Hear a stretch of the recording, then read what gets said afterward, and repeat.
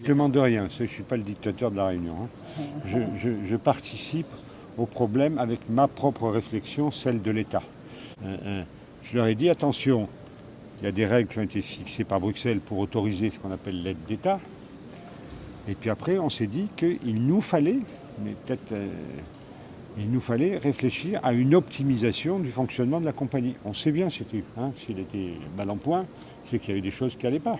Et on a évoqué les voies et moyens pour faire en sorte que, avec le soutien du personnel, qui va faire un effort, ils réussissent, vous réussissiez à mettre cette compagnie sur les rails du succès. Voilà, mais je ne vais pas vous dire, j'ai demandé moins 50% sur tous les salaires, c'est ce que vous attendiez que je dise. On ne gère pas un challenge comme ça, un vrai challenge, en disant, il n'y a qu'un faucon. Je rappelle que sur les billets d'avion, des choses qui sont plus compliquées que vous avez un prix du kérosène.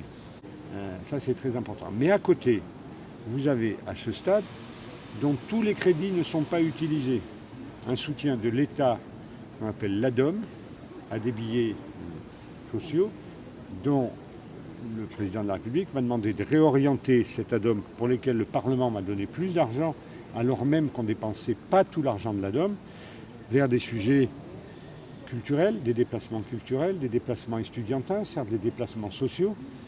Voilà. On ne consomme pas tout. On a recruté un nouveau directeur, un nouveau président, à qui j'ai demandé une stratégie pour dépenser cet argent. Et cette stratégie sera, avant d'être mise en œuvre, discutée avec les représentants des territoires. Sinon, ça n'a pas de sens.